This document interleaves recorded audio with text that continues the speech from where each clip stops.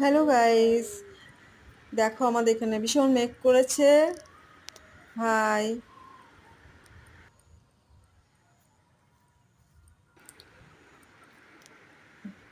কি সুন্দর ঠান্ডা ঠান্ডা হাওয়া চলছে, ভীষণ ভালো লাগছে, খুব আনন্দ পাচ্ছি।